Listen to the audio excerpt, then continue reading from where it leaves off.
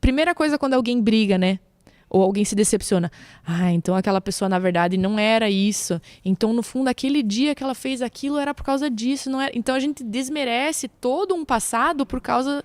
E a gente tá desmerecendo Deus, a gente não tá desmerecendo só a pessoa. Sim. Foi o que eu tentei explicar para um amigo nosso que estava separando. Eu falei assim, não, você vai... Ele se separou, esse nosso amigo, mas eu falei assim, pelo amor de Deus, não desmereça o passado por causa do que está acontecendo. Porque aí, daí no final, a igreja era ruim, e a pessoa era ruim, porque daí todos os amigos eram ruins, e aí todo mundo levou ele a casar e sabe? A pessoa, ela jogou tudo no lixo. Ela tá jogando Deus no lixo. Eu falo assim, por favor, não faça isso. Mesmo que essa pessoa não queira mais estar do seu lado, mesmo que você já tentou de tudo, mas não jogue Deus no lixo junto, assim, sabe?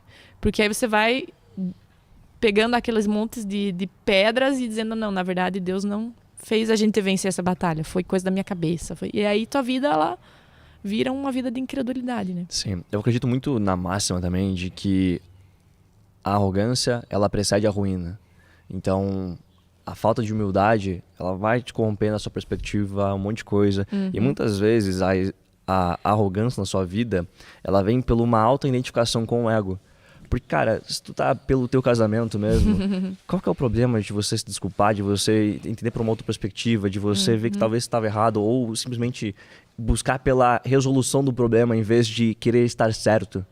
E é isso que eu vejo que é o maior problema de tanta gente, cara. O ego às grande. Vezes, muito por uma quebra, às vezes, de uma empresa, pela quebra de um relacionamento, pelo divórcio. Muitas vezes é por conta dessa identificação excessiva pelo ego. E você falou sobre essa parte de humildade no seu casamento. Eu queria entender, porque eu penso que durante um casamento você não casa pronto, ou talvez na sua totalidade como marido e como mulher. Você se constrói ao longo do relacionamento, né? Total. E ao longo do relacionamento de vocês, qual que foi o maior aprendizado que você teve que talvez se construir assim? E também você talvez viu o Cal se construindo.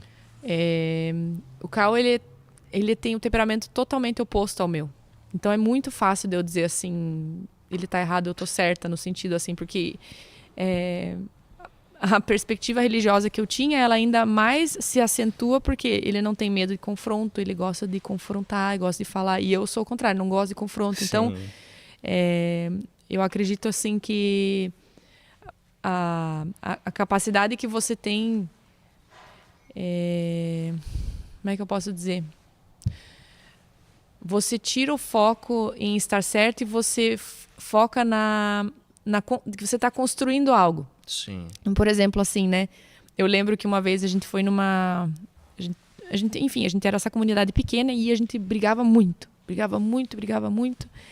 E eu ficava chateada, e daí sai gente chateada, enfim, porque você tá numa bolha, enfim, daí você se bate mais, você tem mais conflito. E aí a gente foi para uma viagem missionária. A viagem missionária era no Paraguai, se eu não me engano. E aí todo mundo foi servir lá. E aí eu fui reparar, assim, tinha um monte de voluntário, umas 1000 pessoas de diferentes lugares. E ninguém brigava. Eu falei assim, como é que ninguém tá brigando? Tipo assim, porque lá na igreja a gente também é um monte de gente, mas briga pra caramba e se desentende e tem desarranjo E aí o Espírito Santo falou assim pra mim, Aline, quando você tá focado em servir, você não vai brigar, porque tá todo mundo focado na missão. Eu fiquei pensando, nossa, tipo assim, no fundo é o que você falou, a igreja ela virou um inflador de egos, e aí a gente começa a brigar e começa a se desentender e se divide. Mesma coisa no casamento.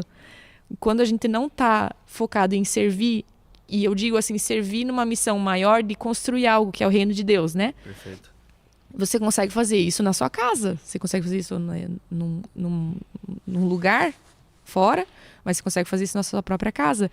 E então isso se torna uma chave, assim, sabe? Que não é você por você mesmo. Não é o meu casamento só por si mesmo. Existe uma causa maior, uma missão maior. E aí faz sentido você se aperfeiçoar porque você se sente parte de um todo, assim, sabe? Então, você está evoluindo no teu casamento, a tua comunidade também, a igreja, então se torna algo vivo, né? Então, tudo que é vivo se desenvolve, né? Vai se desenvolvendo. Sim.